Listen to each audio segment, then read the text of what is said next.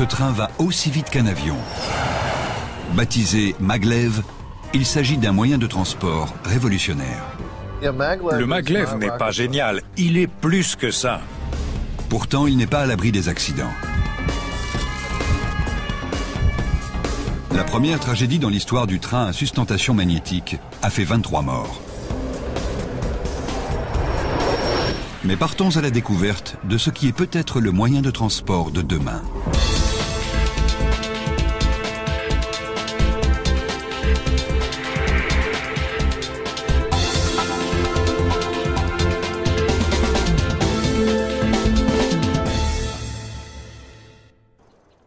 Au cœur de la campagne du nord de l'Allemagne se trouvent les installations où a été mis au point le véhicule à sustentation magnétique Maglev. Le centre d'essai de Transrapid, qui a coûté plus d'1 milliard d'euros, sert à la fois de vitrine et de terrain d'entraînement. Ce rail de démonstration est opérationnel depuis plus de 20 ans et le Maglev y a parcouru près d'1 million de kilomètres. Ouvert au public, il attire chaque année des milliers de touristes désireux de découvrir le véhicule à sustentation magnétique. Au total, plus d'1 demi-million de curieux ont fait l'expérience de la lévitation à grande vitesse, sans rencontrer le moindre problème. Mais un jour de septembre 2006, tout a changé. Le Maglev s'élance pour des essais et accélère rapidement pour atteindre les 200 km/h. Il file à toute allure sur la piste de 32 km. À 450 km/h en ligne droite, il ne lui faut que quelques minutes pour en faire le tour.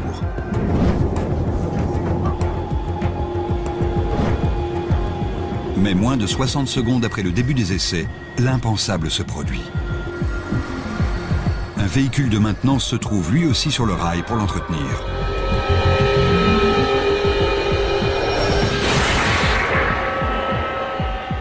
C'est le premier accident grave d'un train dont le développement dure depuis près d'1 siècle.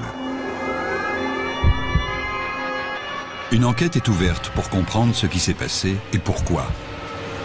Les enjeux sont d'importance, car le Maglev est à la veille de frapper un grand coup. En effet, il est sur le point de transformer la façon de se déplacer au XXIe siècle, comme l'avion l'a fait au XXe siècle. Ce véhicule mu par propulsion magnétique flotte littéralement au-dessus d'un passage suspendu. Il peut atteindre les 500 km/h sans conducteur à bord.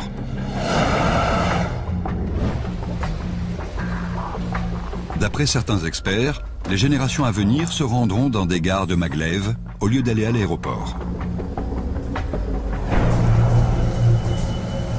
S'ils sont dans le vrai, ce véhicule est véritablement unique. Il faut dire qu'il offre la possibilité de se déplacer entre deux villes à des vitesses supérieures à celles d'une Formule 1. Le Maglev marie la vitesse de l'avion avec les commodités du train, en permettant aux usagers de monter et descendre rapidement dans des gares construites au cœur des villes.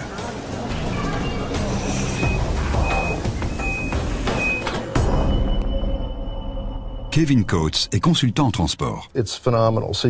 C'est phénoménal. On peut prévoir exactement son voyage.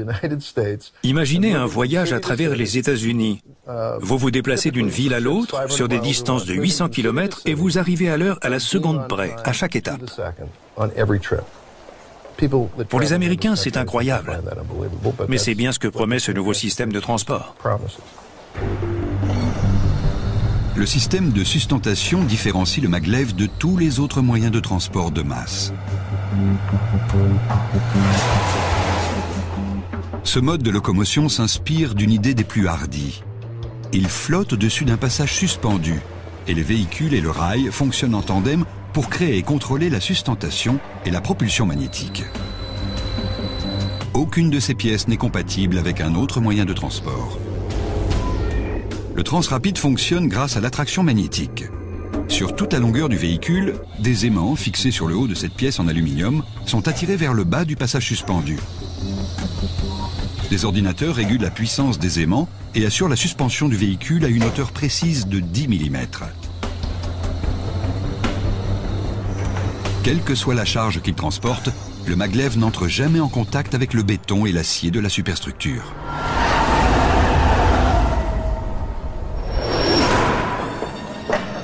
Chaque maglev pèse 50 tonnes et peut transporter une charge de 20 tonnes, ce qui le rend plus lourd qu'un char d'assaut. Ce système sophistiqué soulève et fait léviter une charge de 70 tonnes. Mais il la fait aussi avancer à plus de 400 km/h et toujours à 10 mm au-dessus du passage suspendu.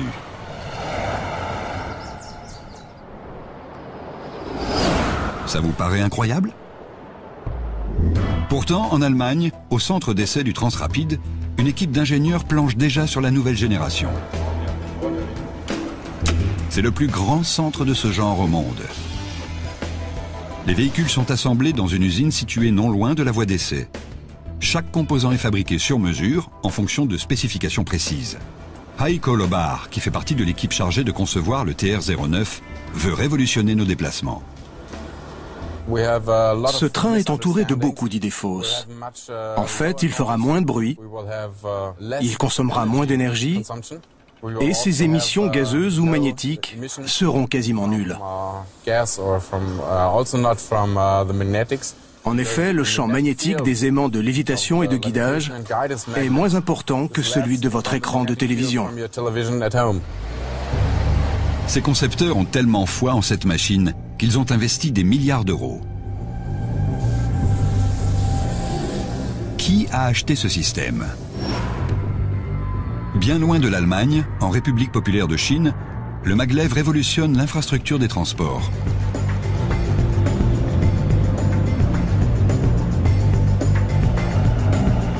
La Chine s'affirme chaque jour un peu plus comme un creuset économique et elle a décidé de s'équiper de systèmes de lévitation magnétique.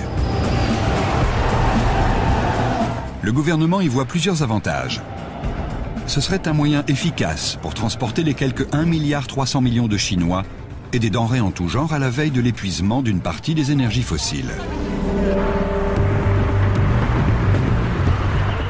Il faut donc prévoir pour l'avenir, et l'avenir, c'est le maglev. Les Chinois ont d'abord commandé une ligne d'une trentaine de kilomètres pour relier le centre de Shanghai à son aéroport international. Facture totale, 1,2 milliard d'euros.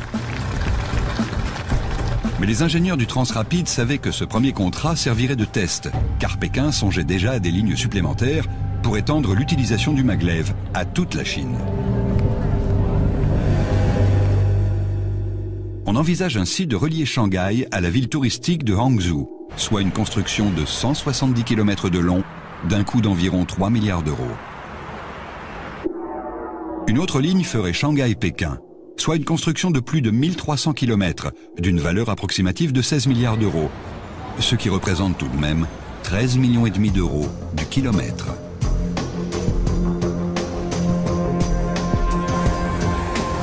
Pourquoi les Chinois ont-ils choisi d'investir dans cette technologie quand il existe déjà de nombreux avions et autres trains à grande vitesse? Pourquoi faire reposer leur avenir économique sur un prototype? Pour les ingénieurs du Transrapid, la réponse coule de source. Le système international des transports a un problème.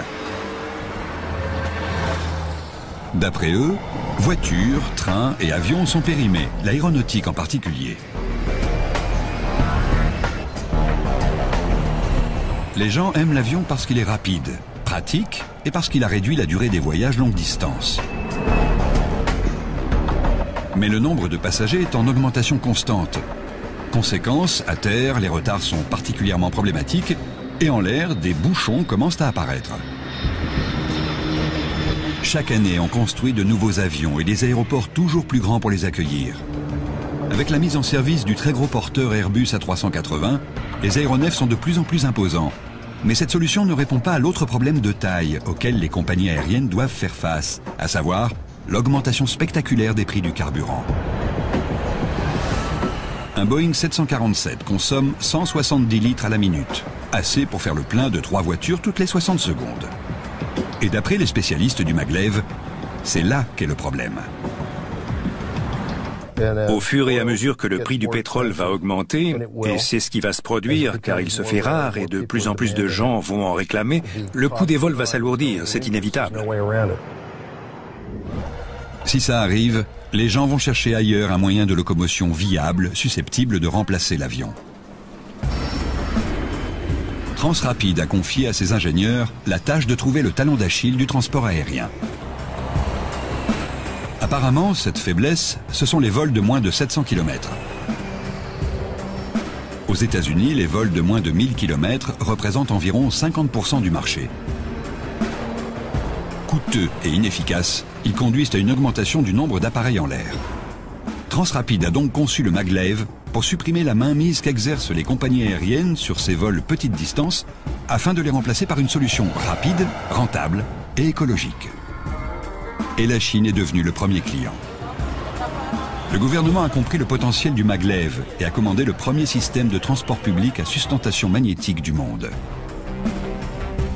Il ne restait plus qu'à le construire. Mais c'est là que les vrais problèmes ont commencé. Comme les phases de recherche sur l'aviation, l'automobile, le chemin de fer et les vaisseaux spatiaux, la mise au point du maglev a duré plusieurs décennies. L'histoire du rail en Allemagne jouissait d'une longue histoire d'innovation remontant à 1835. Et les trains y circulaient à plus de 200 km/h dès les années 1930. Une maquette à l'échelle, présentée sur un rail de 1600 mètres de long, a atteint les 149 km/h en négociant les virages à 45 degrés sans vibrer. C'est dans les années 1930 que l'inventeur Hermann Kemper rêve d'un train sans roues, d'un système qui maîtriserait la puissance de l'aimant pour soulever et propulser un véhicule. Mais deux problèmes de taille allaient ralentir sa mise au point.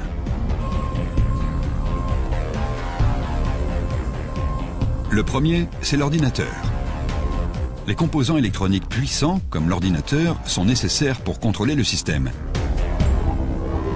Il faudra donc patienter plusieurs décennies avant de pouvoir mettre la théorie en pratique.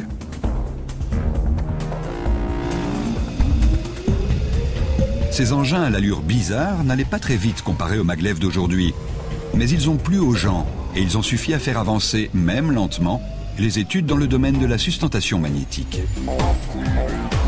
La vitesse augmentant, un deuxième problème est apparu. Le système de lévitation n'était ni assez stable, ni assez fiable pour soulever le véhicule. Ce dernier avançait donc, mu par la puissance magnétique, mais il reposait toujours sur des roues. Si les ingénieurs ne parvenaient pas à faire léviter le véhicule, cette technologie risquait fort de finir dans la corbeille. Et le maglev de devenir une anecdote dans le livre d'histoire des expériences ratées.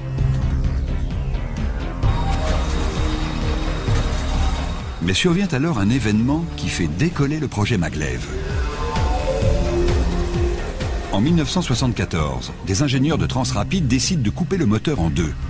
Ils posent les aimants sur le véhicule et installent le moteur principal dans le rail, ce qui permet de réduire le poids du véhicule.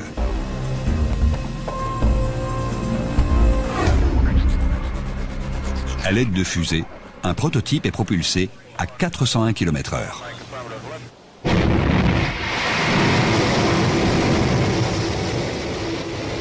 C'était la percée que tout le monde attendait pour relancer le projet. Dès lors, Transrapid n'a plus qu'une chose à faire pour convaincre le reste du monde, fabriquer un engin qui fonctionne. Une fois les problèmes moteurs et électroniques résolus, l'entreprise passe à la construction d'un véhicule de transport public. En 1980, Transrapid choisit la région d'Emsland, dans le nord de l'Allemagne, pour construire sa première voie d'essai permanente. Elle a la forme d'une double boucle de 32 km. Loin des regards indiscrets et des critiques, les ingénieurs travaillent sur cette technologie révolutionnaire.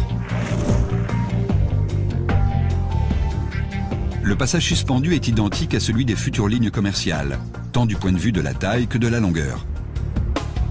Grâce à lui, les ingénieurs peuvent pousser leur véhicule jusqu'à ses limites de vitesse, d'endurance et de conduite.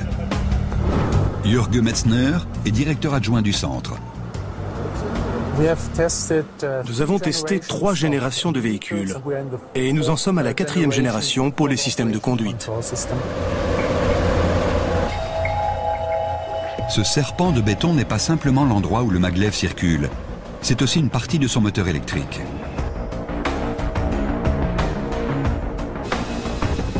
Il est constamment amélioré pour répondre aux exigences liées à l'évolution du véhicule.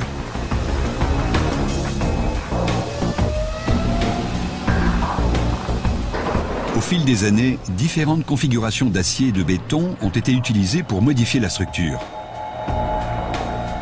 Dans les années 1980, l'objectif est de réduire le bruit et l'entretien, d'accroître la stabilité et de créer un système commercialisable. Cela signifie que le passage suspendu et le véhicule doivent fonctionner en tandem à la perfection. Les enjeux sont importants. Si les ingénieurs ne parviennent pas à faire fonctionner le maglev sur ce rail, ils ne pourront pas intéresser d'éventuels investisseurs. Les essais commencent. Des records sont établis, puis battus, encore et encore. Et les chiffres donnent le tournis. Trajet quotidien maximum, 2476 km. Distance d'essai non-stop, 1664 km. La vitesse d'essai maximale atteinte aujourd'hui est de 450 km/h. Mais le maglev a été conçu pour dépasser les 500 km/h. Sa vitesse est seulement limitée par la configuration du passage suspendu qui lui permet de décélérer avant l'entrée d'un virage.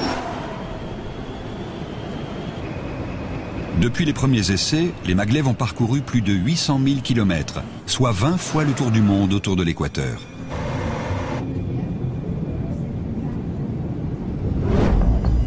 Beaucoup d'essais ont été effectués avec des passagers, plus d'1 demi-million au total.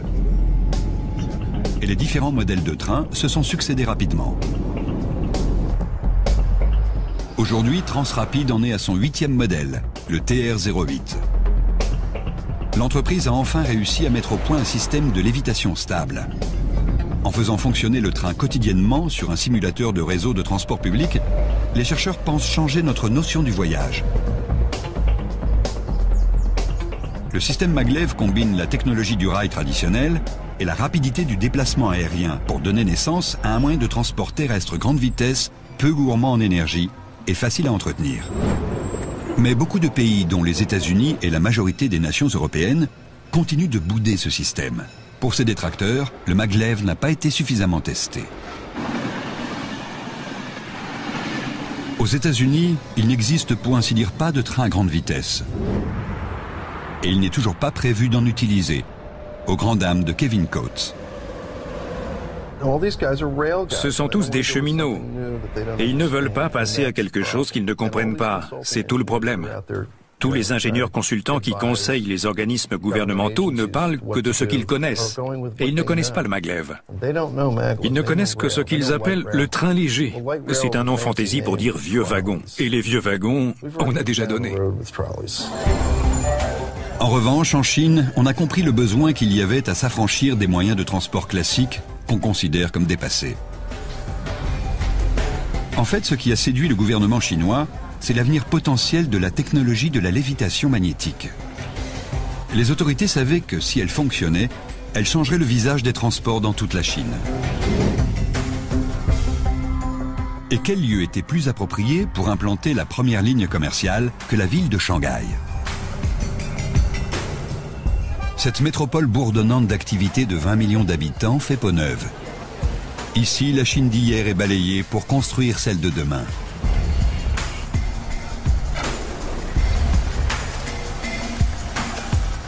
Les Chinois bâtissent la ville de leur avenir et ils veulent qu'elle serve de référence.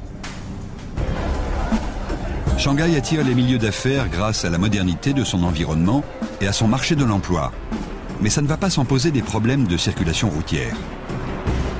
Des prévisions ont indiqué que plus de 2 millions de véhicules vont bloquer les rues dans les années à venir et que les nouvelles routes vont être engorgées sitôt construites. Si les Chinois ont décidé de ne pas choisir l'aéroport et les routes nationales, c'est parce qu'ils ont compris que déplacer les gens d'une ville à l'autre à l'aide de l'électricité est une solution durable pour le transport des années à venir. En mars 2001 a débuté la construction d'une connexion rapide entre Shanghai et l'aéroport international de Pudong. C'est la première étape de la réalisation d'une nouvelle infrastructure des transports dans ce pays. Un trajet qui prenait 1 heure en voiture au milieu d'une circulation placée sous le signe des bouchons, du bruit et de la pollution pouvait en théorie ne durer que 7 minutes et demie porte à porte avec un maglev. Faire appel à ce train pour résoudre les problèmes de transport semblait donc très intéressant. Mais il allait falloir relever des défis de taille. Tout d'abord, un tel chantier n'avait aucun précédent. Les ingénieurs allaient devoir construire le rail sans commettre la moindre erreur.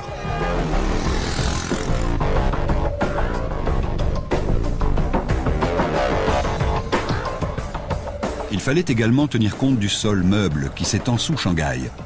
Au cours du XXe siècle, il s'est enfoncé de plus de 2 mètres et il n'a pas l'air de vouloir s'arrêter là. Or, le passage suspendu doit répondre à des spécifications techniques draconiennes. Non seulement il supporte le poids du véhicule et de ses passagers, mais il abrite une moitié du moteur en vertu du principe mis au point par les Allemands.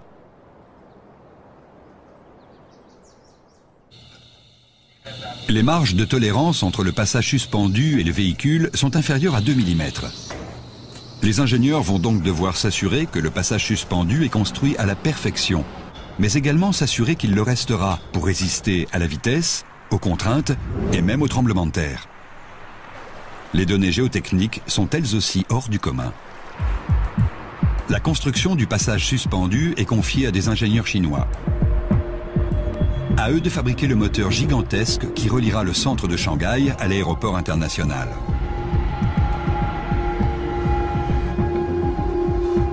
La première phase de ce projet démesuré consiste à dégager la voie pour le maglev. Il faut abattre des bâtiments et déplacer les gens qui y habitent. Mais les vrais problèmes apparaissent quand les spécialistes découvrent le sol qui se trouve sous ces constructions. Le maglev doit traverser les plaines alluviales du Yangtze-Kiang et du Huangpu. Le limon et le sable y ont été déposés au fil de plusieurs millions d'années. Et ce sol meuble n'est pas en mesure de soutenir l'infrastructure nécessaire pour faire circuler le maglev. Carlos Ventura est ingénieur en génie civil. Les terrains non porteurs, comme ceux qu'on trouve à Shanghai, résistent très mal aux contraintes importantes et aux pressions qu'on va exercer dessus. Au final, cela peut avoir un effet très négatif sur la structure, car cette dernière risque de s'enfoncer, de basculer ou de se déformer petit à petit, ce qui n'est pas envisageable. Par le passé, l'Empire du Milieu a été victime de séismes dévastateurs. Si l'un d'eux devait toucher Shanghai, vu la nature du sol, il risquerait de produire un phénomène appelé liquéfaction ou fluidification. Professeur à l'Université de Colombie-Britannique, Dawn Shuttle nous montre comment ce phénomène peut faire basculer une structure non renforcée. Pendant un séisme, les particules de sable se déplacent pour former une configuration plus dense. Mais la contrainte est immédiatement répercutée vers l'eau plutôt que vers le terrain. En conséquence, le bâtiment coule. Une infrastructure adéquate, comme des pilotis, empêche un effondrement éventuel. Mais le problème est de savoir quelle quantité il faut en installer. Pour éviter toute rupture du passage suspendu et pour minimiser les impacts d'un tremblement de terre, les ingénieurs ont un plan.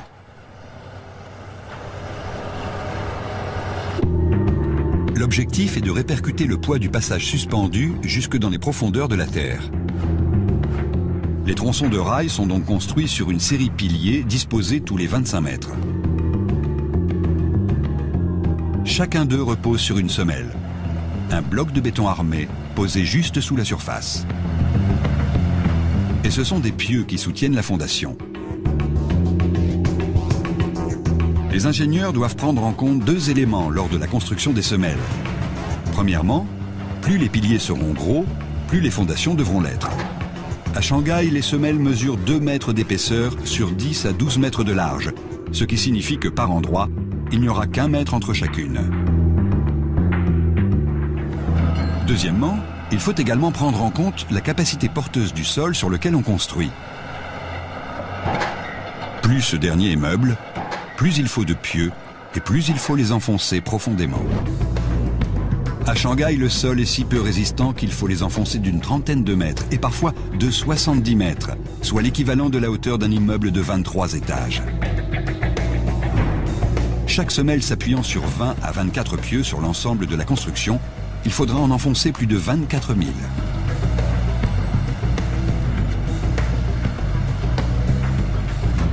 En plus, les ouvriers n'ont que 16 mois pour terminer la première phase des travaux avant que le premier véhicule à sustentation magnétique arrive d'Allemagne.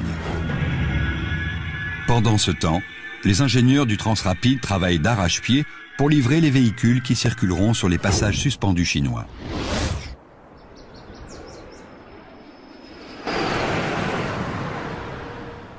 Jusqu'à ce jour, ils n'ont jamais construit de maglev en vue d'une exploitation commerciale.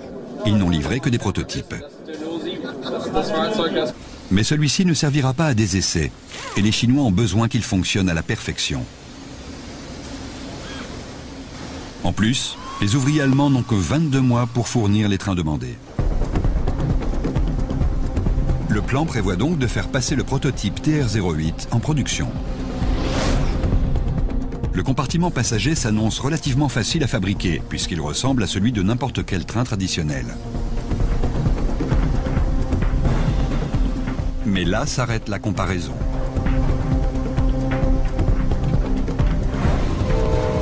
Contrairement aux convois habituels où une locomotive tracte plusieurs wagons, le maglev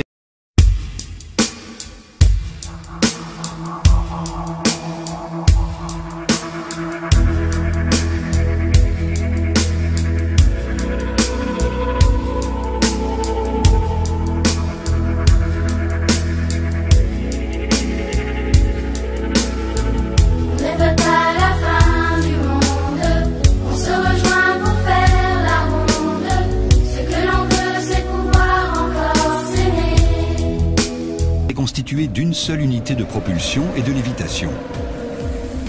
Pour le projet de Shanghai, il faut construire 15 trains en respectant un planning quasiment intenable.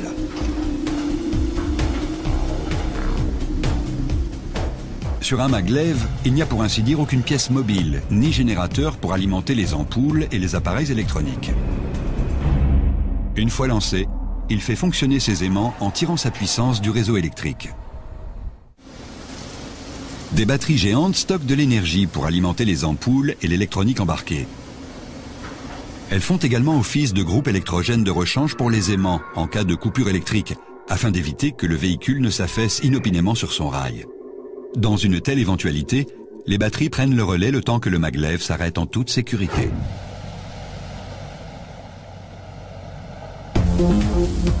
Le système de lévitation et de propulsion fonctionne grâce à des électroaimants. Des bobines de fils sont parcourues par un courant électrique afin de créer un champ magnétique. Plus il y a de fils et de courant, plus le champ est puissant.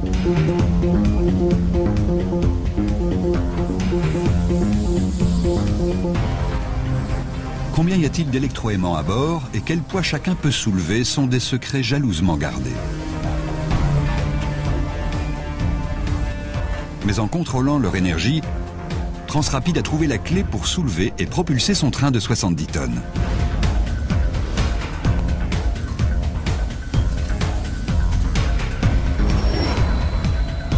Le moteur linéaire du maglev est utilisé dans d'autres types de transports. On fait appel à ces moteurs lorsqu'on a besoin d'une accélération linéaire rapide et stable. Et parfois, cela permet de bien s'amuser.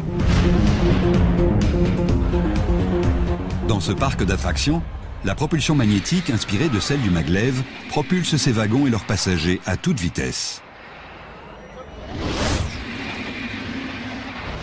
Le but de cette attraction est de faire ressentir aux gens la force de la gravité, les G, grâce à l'énergie magnétique.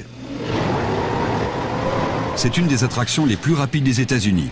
Les visiteurs passent de 0 à 160 km/h en seulement 7 secondes.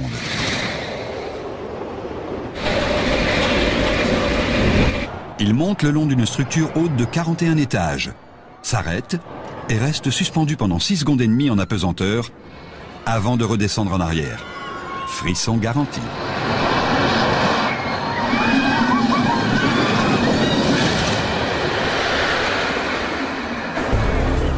C'est ce genre de vitesse que le maglev peut atteindre. Pourtant, cela ne représente qu'une fraction de la puissance d'accélération de cette technologie.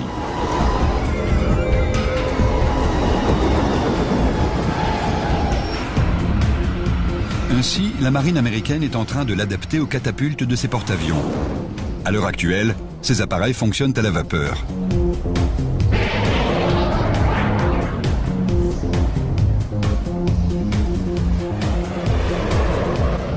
Cette technologie a fait ses preuves, mais elle est surannée, gourmande en énergie et surtout violente, tant pour le pilote que pour l'avion.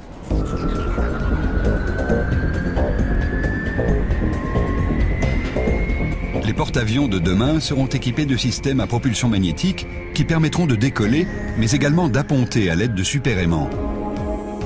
Ils offriront un contrôle plus efficace et prolongeront la durée d'utilisation de l'avion, car la puissance de la catapulte sera affinée en fonction du poids de chaque aéronef.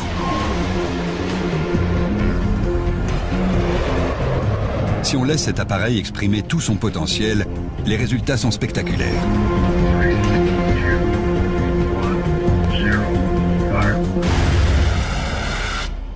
À la base aérienne Holloman, dans le désert du Nouveau-Mexique, se trouve une voie d'essai où on utilise un engin mu par réacteur pour lancer des systèmes d'armes à des vitesses atteignant Mach 8.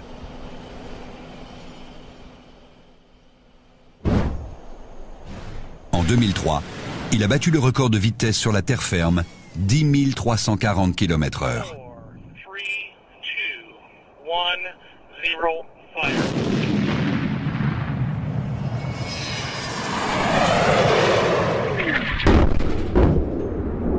La combinaison détonnante entre fusée et aimant pourrait permettre au maglev d'atteindre des vitesses incroyablement élevées. Un maglev qui circulerait ainsi dans un tube à vide, c'est-à-dire affranchi de toute friction due à l'air, pourrait avancer à plus de 6000 km/h.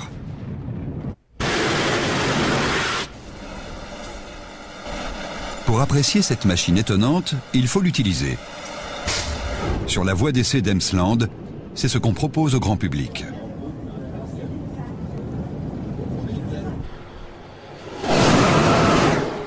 Voici le centre de contrôle de la voie d'essai du maglev. Le passage suspendu mesure 32 km, dont 8 sont rectilignes pour les essais à grande vitesse. Dans les parties nord et sud, il y a une boucle. Avec une configuration de ce genre, il est également possible de procéder à des essais de durée de fonctionnement. Après une inspection détaillée dans le hangar, le centre de contrôle donne son feu vert. Le maglev est prêt pour un essai à grande vitesse. D'un clic de souris, les ordinateurs activent les aimants et le véhicule commence à défier la gravité. Ce pur sang est prêt à s'élancer. Ce jour-là, il va atteindre une vitesse de croisière de 400 km/h.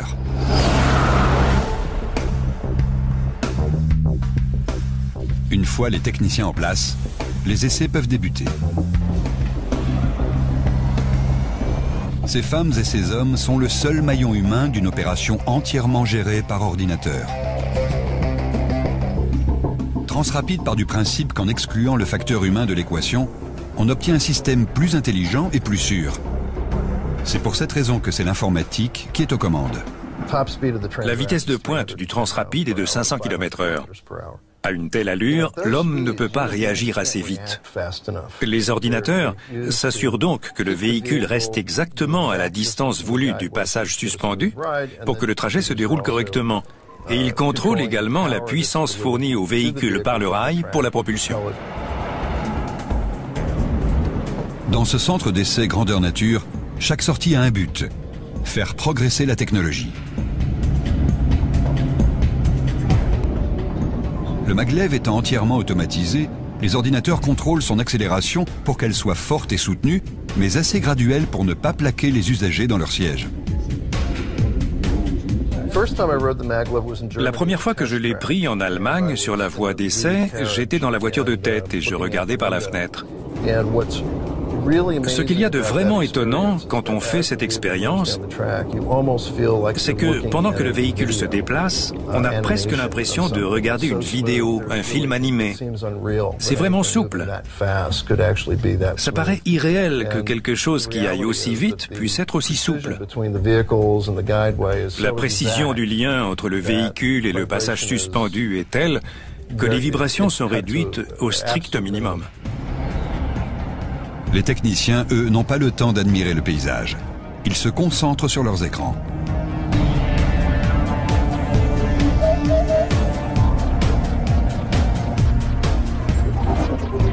renégocie une des boucles géantes et se prépare à accélérer sur une ligne droite de 8 km. C'est là que le maglev atteint sa vitesse maximale.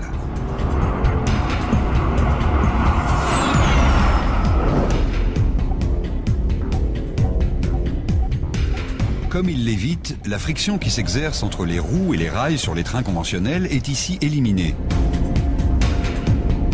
Cela lui permet d'atteindre des vitesses plus élevées et d'accélérer et de freiner plus vite. La puissance ne se mesure pas en chevaux-vapeur, mais en bits et en kilowatts. Ces superordinateurs exécutent des millions de calculs à la seconde. Ils reçoivent des informations des aimants et du rail et leur en envoient pour assurer la stabilité et la propulsion. C'est un peu comme une planche de surf qui se déplace sur une vague. Mais là, c'est une vague magnétique que les ingénieurs accélèrent pour propulser le véhicule. C'est une opération très progressive. À l'intérieur du train, on peut se promener sans ceinture de sécurité. C'est très souple.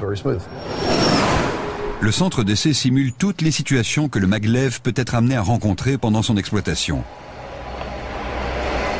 Il a été utilisé sous la pluie, sous la neige, par grand vent et même en plein orage. En virage, la vitesse est limitée à 200 km/h afin de préserver le confort des passagers. Sur la voie d'essai, comme en exploitation normale, il est hors de question de soumettre ces derniers à une force centrifuge trop importante.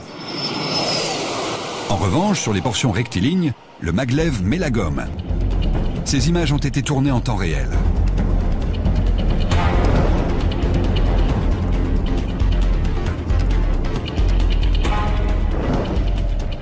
Les techniciens accumulent des données pour les analyser. La vitesse et les performances du véhicule sont observées sous toutes les coutures depuis le centre de contrôle.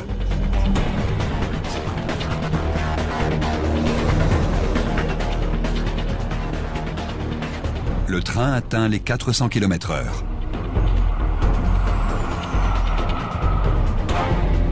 Les essais sont réussis haut la main.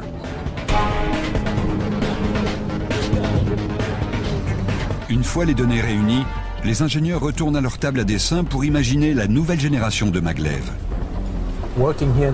Travailler dans cette équipe est vraiment formidable. Aucune journée de travail n'est semblable à la précédente, car nous avons beaucoup d'essais différents à accomplir. Et ça, c'est passionnant. Et comme nous sommes entrés dans la phase de commercialisation, ça n'en est que plus intéressant.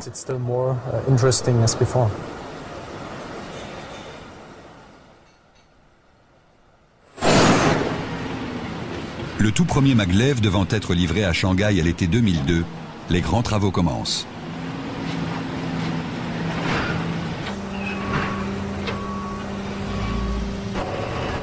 L'échec est une affaire de fraction de millimètre. Les ouvriers commencent par soulever le compartiment voyageur. Il n'y a que quelques mois que la fabrication du maglev a commencé. Et chaque étape de l'assemblage du châssis et du compartiment passager a été soigneusement contrôlée.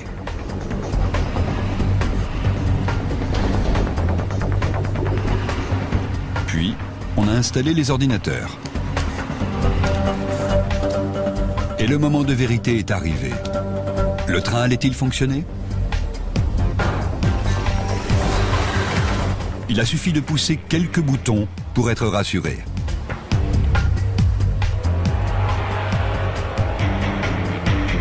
Ensuite, le véhicule est démonté, la partie supérieure étant désolidarisée de la propulsion. Puis les compartiments voyageurs sont transportés par camion jusqu'au bateau chargé de les acheminer à Shanghai. Mais deux problèmes subsistent. Premièrement, l'usine a réussi à fabriquer 3 voitures en 15 mois, mais il lui faut en livrer une douzaine de plus au cours des 12 mois à venir. Deuxièmement, ces voitures assemblées si soigneusement en Allemagne fonctionneront-elles une fois remontées à Shanghai? Il s'agira peut-être de la plus grande révolution depuis la locomotive à vapeur ou d'un fiasco de plusieurs milliards d'euros.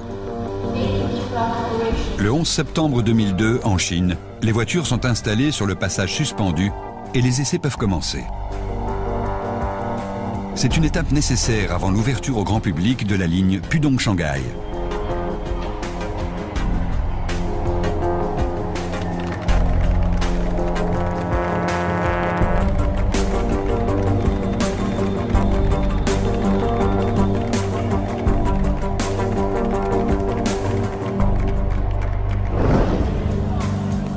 Une fois les cérémonies officielles terminées, les ingénieurs doivent prouver la viabilité de leur concept.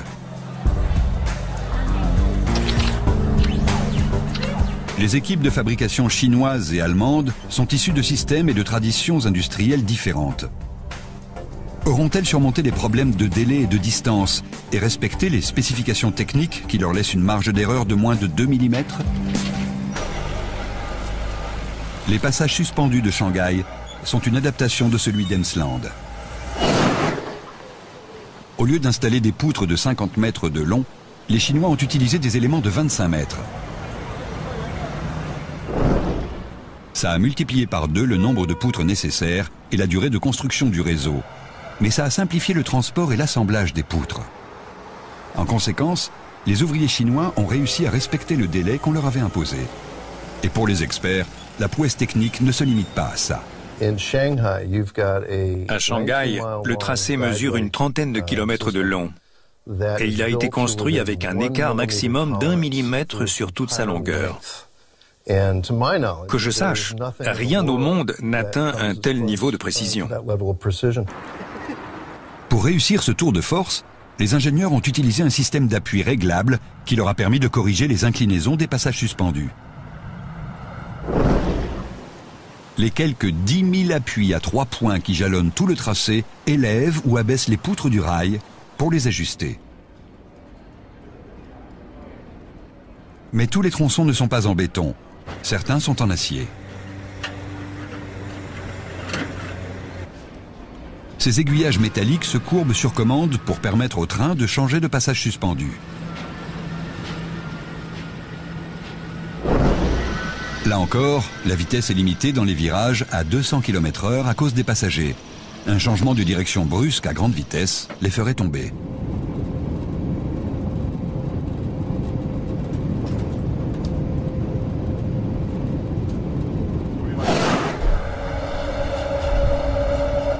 Une fois le train installé sur un passage suspendu quasiment parfait, on procède au premier test du maglev chinois.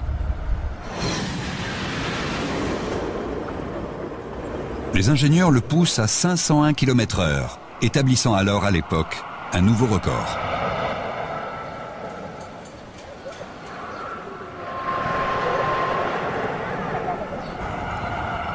Il ne reste plus qu'un dernier obstacle. 2 passages suspendus ayant été construits côte à côte, il faut désormais faire s'y croiser 2 trains. Ils vont donc se frôler à une vitesse cumulée de 860 km/h.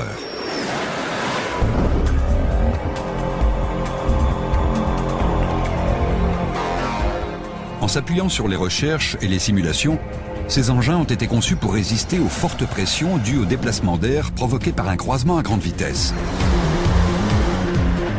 Mais on n'a encore jamais procédé à un essai grandeur nature.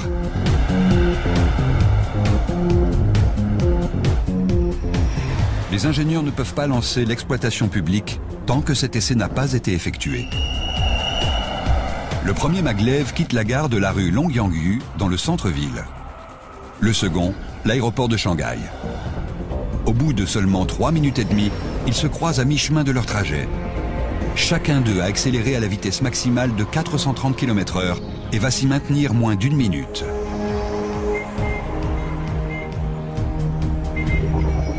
À la vitesse cumulée de 860 km/h, les maglevs se croisent. C'est un succès total. Les trains réussissent ce test haut la main. Il ne reste plus qu'à voir si les passagers sont prêts à ouvrir leur porte-monnaie pour l'utiliser. Les Chinois se précipitent. Au bout de 3 ans, 8 millions d'usagers ont déjà emprunté le maglev de Shanghai. C'est un moyen de transport véritablement phénoménal. Et c'est sa fiabilité qui m'impressionne le plus. Il y a une trentaine de kilomètres à parcourir, mais on le fait en 7 minutes 30 environ. Le véhicule part et arrive exactement à l'heure, dans 99,92% des cas. C'est phénoménal. C'est presque trop parfait. Les gens ne vont pas le croire. Les maglevs de Shanghai ont parcouru plus de 2 millions de kilomètres et la ligne est désormais ouverte 18 heures par jour au lieu de 9. Les habitants le montrent même comme une attraction touristique. Et pour cause. À ce jour, c'est encore l'unique maglev au monde à être exploité à des fins commerciales. En août 2006, un problème de batterie a provoqué un incendie, mais personne n'a été blessé. Hormis cet incident, le bilan de sécurité du système est vierge et le train est quasiment toujours à l'heure à la seconde près. Pour les Chinois, cette installation sert de prototype pour ses futurs propres trains à sustentation magnétique. Et elle annonce une ère nouvelle pour le transport dans ce pays. Mais quel est l'avenir du maglev dans le reste du monde? L'accident du 22 septembre 2006 n'a rien fait pour susciter la confiance en cette technologie. C'est une histoire triste, car ça n'aurait pas dû arriver. Mais ça n'était en aucun cas une défaillance technologique. 2 personnes ont commis une erreur et malheureusement des gens l'ont payé de leur vie. Les experts examinent toujours les raisons du drame et les dégâts occasionnés. Ce sont les leçons qu'on tire de n'importe quelle tragédie. Et Kevin Coates souligne quelques éléments intéressants. Aussi horrible que soit l'accident survenu en Allemagne, il m'a frappé sur plusieurs plans, compte tenu de ce que je sais de ce système. Tout d'abord, comme les maglevs ne transportent pas leur carburant, il n'y a eu ni boule de feu, ni explosion, ni incendie. Or, les incendies sont terribles. Quand un avion s'écrase, quand une voiture ou un camion a un accident, il y a souvent un incendie. Mais pas avec ce système. L'autre élément, c'est qu'il n'a pas déraillé. Même après avoir percuté un véhicule d'entretien de 60 tonnes, il n'est pas tombé de son rail.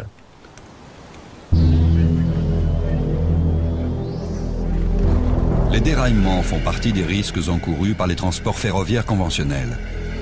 Le 3 juin 1998, dans le nord de l'Allemagne, un train à grande vitesse, ICE, a perdu une roue et déraillé à 200 km/h.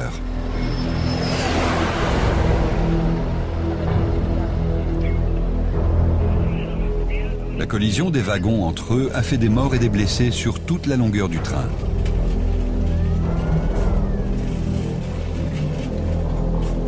« 101 personnes ont péri et 105 ont été grièvement blessées. Or, ce genre d'accident est quasiment impossible avec un maglev. Il ne s'est pas replié sur lui-même en accordéon. Par conséquent, les gens peuvent être rassurés.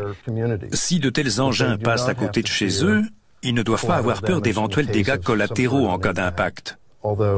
J'ajoute qu'un impact comme celui-ci n'arriverait pas sur une ligne commerciale.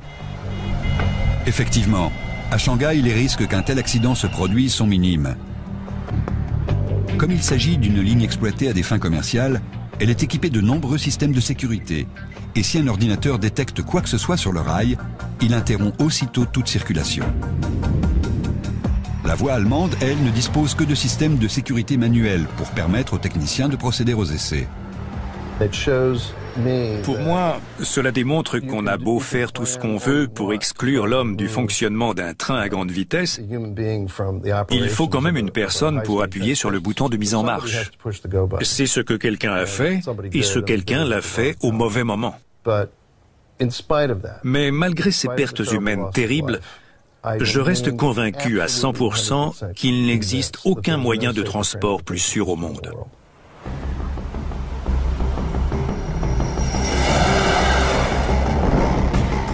Le maglev de Shanghai est aussi l'exemple de la réussite d'une coopération internationale en matière d'ingénierie et de construction.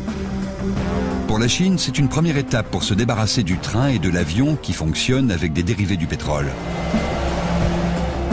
Ce véhicule s'impose également comme un nouveau standard en matière de transport terrestre à grande vitesse.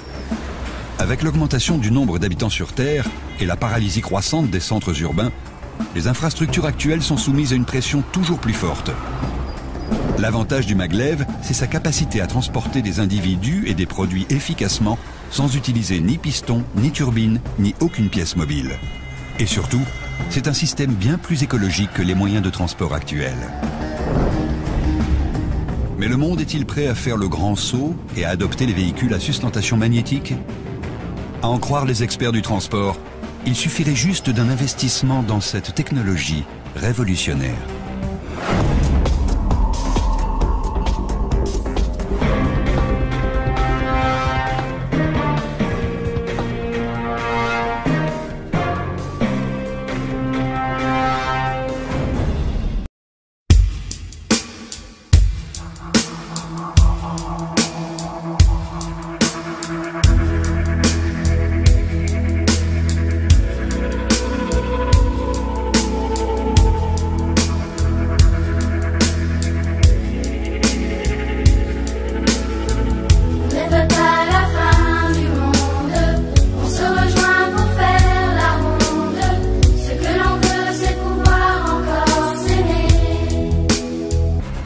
l'aide de fusées, un prototype est propulsé à 401 km/h.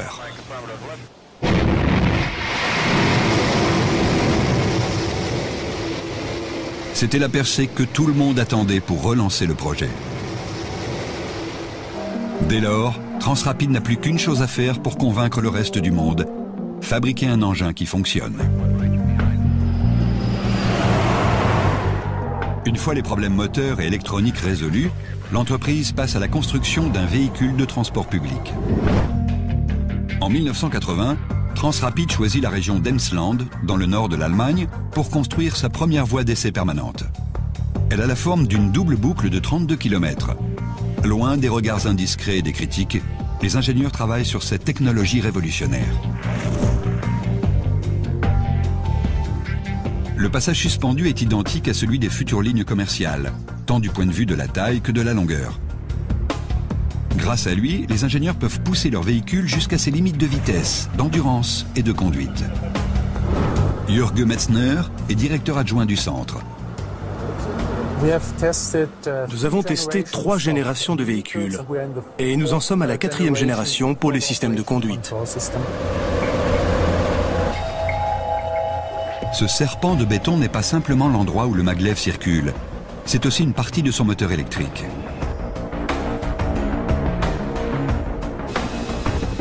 Il est constamment amélioré pour répondre aux exigences liées à l'évolution du véhicule.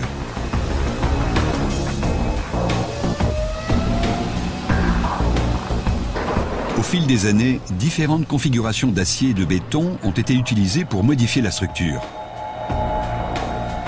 Dans les années 1980, l'objectif est de réduire le bruit et l'entretien, d'accroître la stabilité et de créer un système commercialisable. Cela signifie que le passage suspendu et le véhicule doivent fonctionner en tandem à la perfection. Les enjeux sont importants. Si les ingénieurs ne parviennent pas à faire fonctionner le maglev sur ce rail, ils ne pourront pas intéresser d'éventuels investisseurs. Les essais commencent. Des records sont établis, puis battus, encore et encore. Et les chiffres donnent le tournis. Trajet quotidien maximum, 2476 km. Distance d'essai non-stop, 1664 km. La vitesse d'essai maximale atteinte aujourd'hui est de 450 km/h. Mais le maglev a été conçu pour dépasser les 500 km/h. Sa vitesse est seulement limitée par la configuration du passage suspendu qui lui permet de décélérer avant l'entrée d'un virage. Depuis les premiers essais, les maglevs ont parcouru plus de 800 000 km, soit 20 fois le tour du monde autour de l'équateur.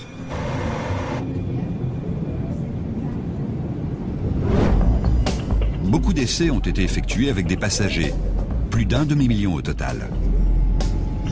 Et les différents modèles de trains se sont succédés rapidement. Aujourd'hui, Transrapid en est à son 8e modèle, le TR-08. L'entreprise a enfin réussi à mettre au point un système de lévitation stable. En faisant fonctionner le train quotidiennement sur un simulateur de réseau de transport public, les chercheurs pensent changer notre notion du voyage. Le système maglev combine la technologie du rail traditionnel et la rapidité du déplacement aérien pour donner naissance à un moyen de transport terrestre grande vitesse, peu gourmand en énergie et facile à entretenir. Mais beaucoup de pays, dont les États-Unis et la majorité des nations européennes, continuent de bouder ce système. Pour ces détracteurs, le maglev n'a pas été suffisamment testé. Aux États-Unis, il n'existe pour ainsi dire pas de train à grande vitesse. Et il n'est toujours pas prévu d'en utiliser, aux grandes dames de Kevin Coates. Ce sont tous des cheminots et ils ne veulent pas passer à quelque chose qu'ils ne comprennent pas. C'est tout le problème. Tous les ingénieurs consultants qui conseillent les organismes gouvernementaux ne parlent que de ce qu'ils connaissent. Et ils ne connaissent pas le maglev. Ils ne connaissent que ce qu'ils appellent le train léger. Voitures, trains et avions sont périmés, l'aéronautique en particulier. Les gens aiment l'avion parce qu'il est rapide, pratique et parce qu'il a réduit la durée des voyages longue distance. Mais le nombre de passagers est en augmentation constante. Conséquence, à terre, les retards sont particulièrement problématiques et en l'air, des bouchons commencent à apparaître. Chaque année, on construit de nouveaux avions et des aéroports toujours plus grands pour les accueillir. Avec la mise en service du très gros porteur Airbus A380, les aéronefs sont de plus en plus imposants. Mais cette solution ne répond pas à l'autre problème de taille auquel les compagnies aériennes doivent faire face, à savoir l'augmentation spectaculaire des prix du carburant. Un Boeing 747 consomme 170 litres à la minute, assez pour faire le plein de 3 voitures toutes les 60 secondes. Et d'après les spécialistes du maglev, c'est là qu'est le problème. Au fur et à mesure que le prix du pétrole va augmenter, et c'est ce qui va se produire car il se fait rare et de plus en plus de gens vont en réclamer, le coût des vols va s'alourdir, c'est inévitable. Si ça arrive, les gens vont chercher ailleurs un moyen de locomotion viable, susceptible de remplacer l'avion. Transrapide a confié à ses ingénieurs la tâche de trouver le talon d'Achille du transport aérien. Apparemment, cette faiblesse, ce sont les vols de moins de 700 km. Aux États-Unis, les vols de moins de 1000 km représentent environ 50% du marché. Coûteux et inefficaces, ils conduisent à une augmentation du nombre d'appareils en l'air. Transrapide a donc conçu le maglev pour supprimer la mainmise qu'exercent les compagnies aériennes sur ces vols petite distance afin de les remplacer par une solution rapide, rentable et écologique. Et la Chine est devenue le premier client. Le gouvernement a compris le potentiel du maglev et a commandé le premier système de transport public à sustentation magnétique du monde. Il ne restait plus qu'à le construire. Mais c'est là que les vrais problèmes ont commencé. Comme les phases de recherche sur l'aviation, l'automobile, le chemin de fer et les vaisseaux spatiaux, la mise au point du maglev a duré plusieurs décennies. L'histoire du rail en Allemagne jouissait d'une longue histoire d'innovation remontant à 1835. Et les trains circulaient à plus de 200 km/h dès les années 1930. Une maquette à l'échelle, présentée sur un rail de 1600 mètres de long, a atteint les 149 km/h en négociant les virages à 45 degrés sans vibrer. C'est dans les années 1930 que l'inventeur Hermann Kemper rêve d'un train sans roues, d'un système qui maîtriserait la puissance de l'aimant pour soulever et propulser un véhicule. Mais 2 problèmes de taille allaient ralentir sa mise au point.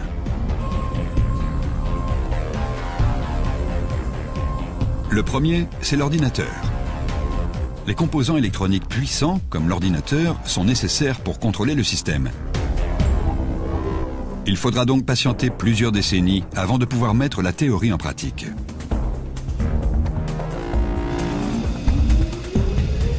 Ces engins à l'allure bizarre n'allaient pas très vite comparés au maglev d'aujourd'hui. Mais ils ont plu aux gens et ils ont suffi à faire avancer, même lentement, les études dans le domaine de la sustentation magnétique. La vitesse augmentant, un deuxième problème est apparu. Le système de lévitation n'était ni assez stable, ni assez fiable pour soulever le véhicule. Ce dernier avançait donc, mu par la puissance magnétique, mais il reposait toujours sur des roues. Si les ingénieurs ne parvenaient pas à faire léviter le véhicule, cette technologie risquait fort de finir dans la corbeille. Et le maglev de devenir une anecdote dans le livre d'histoire des expériences ratées. Mais survient alors un événement qui fait décoller le projet maglev. En 1974, des ingénieurs de Transrapide décident de couper le moteur en 2. Ils posent les aimants sur le véhicule et installent le moteur principal dans le rail, ce qui permet de réduire le poids du véhicule.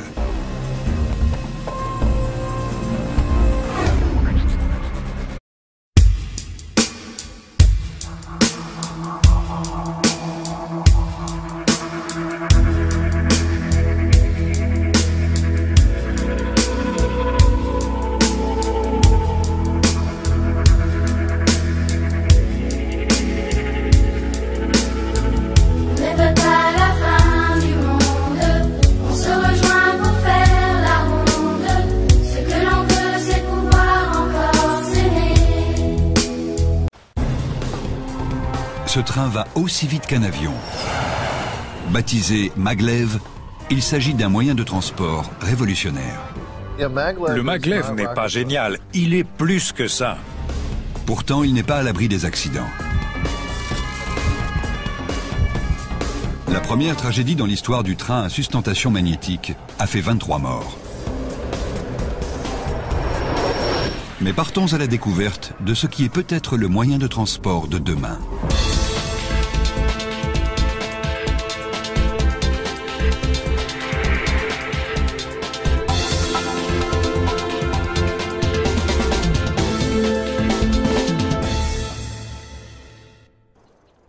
Au cœur de la campagne du nord de l'Allemagne se trouvent les installations où a été mis au point le véhicule à sustentation magnétique maglev.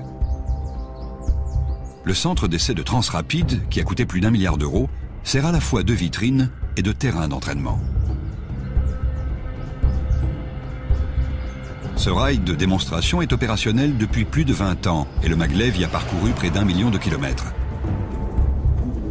Ouvert au public, il attire chaque année des milliers de touristes désireux de découvrir le véhicule à sustentation magnétique. Au total, plus d'1 demi-million de curieux ont fait l'expérience de la lévitation à grande vitesse, sans rencontrer le moindre problème. Mais un jour de septembre 2006, tout a changé. Le maglev s'élance pour des essais et accélère rapidement pour atteindre les 200 km/h. Il file à toute allure sur la piste de 32 km. À 450 km/h en ligne droite, il ne lui faut que quelques minutes pour en faire le tour.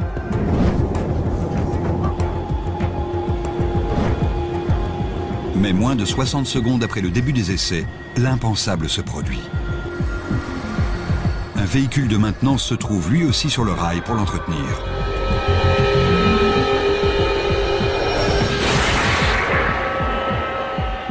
C'est le premier accident grave d'un train dont le développement dure depuis près d'1 siècle. Une enquête est ouverte pour comprendre ce qui s'est passé et pourquoi. Les enjeux sont d'importance, car le maglev est à la veille de frapper un grand coup. En effet, il est sur le point de transformer la façon de se déplacer au XXIe siècle, comme l'avion l'a fait au XXe siècle. Ce véhicule mu par propulsion magnétique flotte littéralement au-dessus d'un passage suspendu. Il peut atteindre les 500 km/h sans conducteur à bord.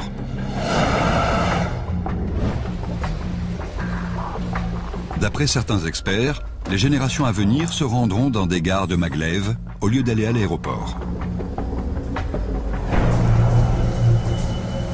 S'ils sont dans le vrai, ce véhicule est véritablement unique.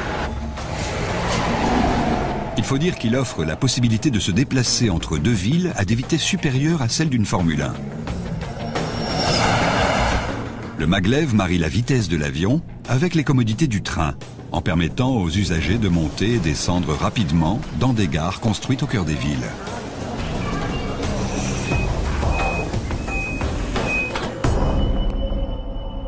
Kevin Coates est consultant en transport. C'est phénoménal. On peut prévoir exactement son voyage. Imaginez un voyage à travers les États-Unis. Vous vous déplacez d'une ville à l'autre sur des distances de 800 km et vous arrivez à l'heure à la seconde près, à chaque étape. Pour les Américains, c'est incroyable. Mais c'est bien ce que promet ce nouveau système de transport. Le système de sustentation différencie le maglev de tous les autres moyens de transport de masse.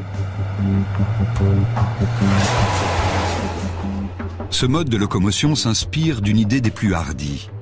Il flotte au-dessus d'un passage suspendu et les véhicules et le rail fonctionnent en tandem pour créer et contrôler la sustentation et la propulsion magnétique. Aucune de ces pièces n'est compatible avec un autre moyen de transport. Le Transrapid fonctionne grâce à l'attraction magnétique. Sur toute la longueur du véhicule, des aimants fixés sur le haut de cette pièce en aluminium sont attirés vers le bas du passage suspendu. Des ordinateurs régulent la puissance des aimants et assurent la suspension du véhicule à une hauteur précise de 10 mm. Quelle que soit la charge qu'il transporte, le maglev n'entre jamais en contact avec le béton et l'acier de la superstructure.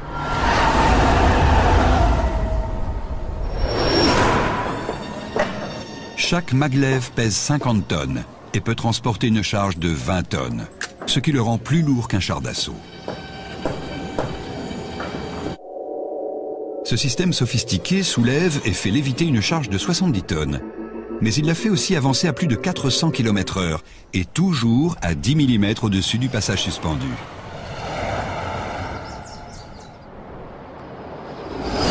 Ça vous paraît incroyable? Pourtant, en Allemagne, au centre d'essai du Transrapid, une équipe d'ingénieurs planche déjà sur la nouvelle génération. C'est le plus grand centre de ce genre au monde. Les véhicules sont assemblés dans une usine située non loin de la voie d'essai. Chaque composant est fabriqué sur mesure en fonction de spécifications précises. Heiko Lobar, qui fait partie de l'équipe chargée de concevoir le TR-09, veut révolutionner nos déplacements. Ce train est entouré de beaucoup d'idées fausses. En fait, il fera moins de bruit, il consommera moins d'énergie, et ses émissions gazeuses ou magnétiques seront quasiment nulles. En effet, le champ magnétique des aimants de lévitation et de guidage est moins important que celui de votre écran de télévision. Ces concepteurs ont tellement foi en cette machine qu'ils ont investi des milliards d'euros. Qui a acheté ce système? Bien loin de l'Allemagne, en République populaire de Chine, le maglev révolutionne l'infrastructure des transports.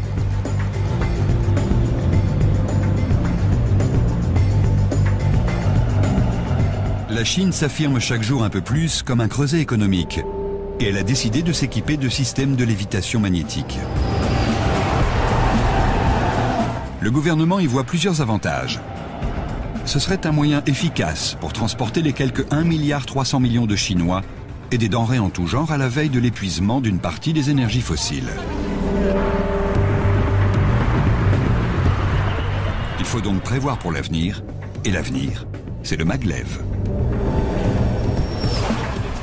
Les Chinois ont d'abord commandé une ligne d'une trentaine de kilomètres pour relier le centre de Shanghai à son aéroport international. Facture totale, 1,2 milliard d'euros. Mais les ingénieurs du Transrapid savaient que ce premier contrat servirait de test, car Pékin songeait déjà à des lignes supplémentaires pour étendre l'utilisation du maglev à toute la Chine. On envisage ainsi de relier Shanghai à la ville touristique de Hangzhou, soit une construction de 170 km de long, d'un coût d'environ 3 milliards d'euros. Une autre ligne ferait Shanghai-Pékin, soit une construction de plus de 1300 km, d'une valeur approximative de 16 milliards d'euros, ce qui représente tout de même 13,5 millions d'euros du kilomètre.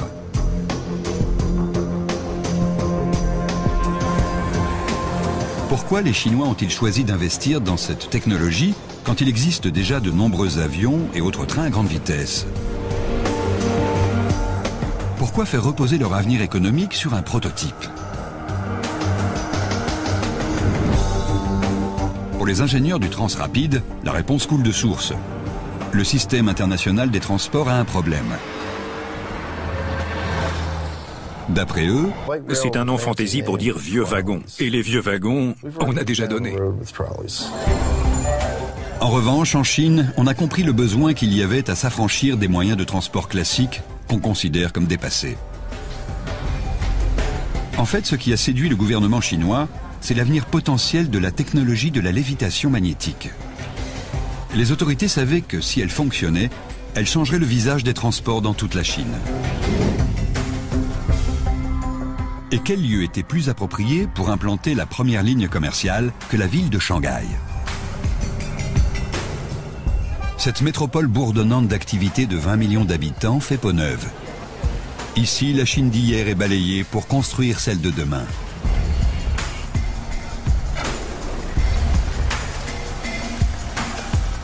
Les Chinois bâtissent la ville de leur avenir et ils veulent qu'elle serve de référence. Shanghai attire les milieux d'affaires grâce à la modernité de son environnement et à son marché de l'emploi. Mais ça ne va pas sans poser des problèmes de circulation routière. Des prévisions ont indiqué que plus de 2 millions de véhicules vont bloquer les rues dans les années à venir et que les nouvelles routes vont être engorgées sitôt construites.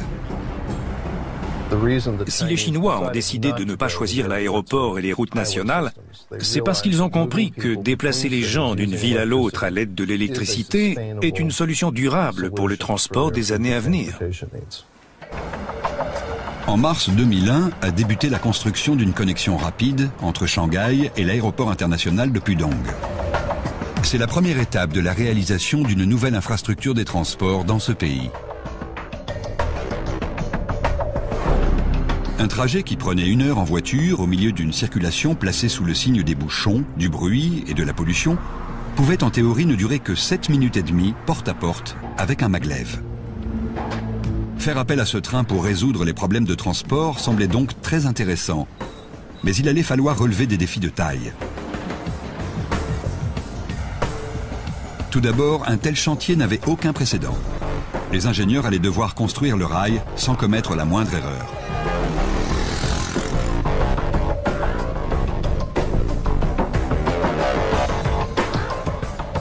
Il fallait également tenir compte du sol meuble qui s'étend sous Shanghai.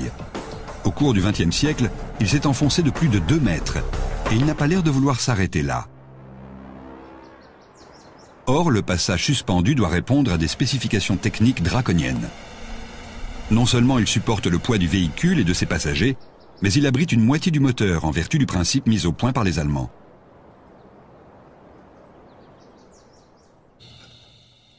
Les marges de tolérance entre le passage suspendu et le véhicule sont inférieures à 2 mm. Les ingénieurs vont donc devoir s'assurer que le passage suspendu est construit à la perfection, mais également s'assurer qu'il le restera pour résister à la vitesse, aux contraintes et même aux tremblements de terre. Les données géotechniques sont elles aussi hors du commun. La construction du passage suspendu est confiée à des ingénieurs chinois. À eux de fabriquer le moteur gigantesque qui reliera le centre de Shanghai à l'aéroport international.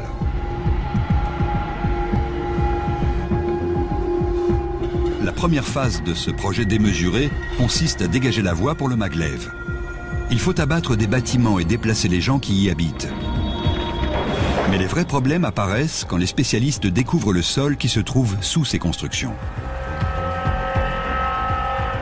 Le maglev doit traverser les plaines alluviales du Yangtze-Kiang et du Huangpu. Le limon et le sable y ont été déposés au fil de plusieurs millions d'années. Et ce sol meuble n'est pas en mesure de soutenir l'infrastructure nécessaire pour faire circuler le maglev. Carlos Ventura est ingénieur en génie civil. Les terrains non porteurs, comme ceux qu'on trouve à Shanghai, résistent très mal aux contraintes importantes et aux pressions qu'on va exercer dessus. Au final, cela peut avoir un effet très négatif sur la structure, car cette dernière risque de s'enfoncer, de basculer ou de se déformer petit à petit, ce qui n'est pas envisageable. Par le passé, l'Empire du Milieu a été victime de séismes dévastateurs. Si l'un d'eux devait toucher Shanghai, vu la nature du sol,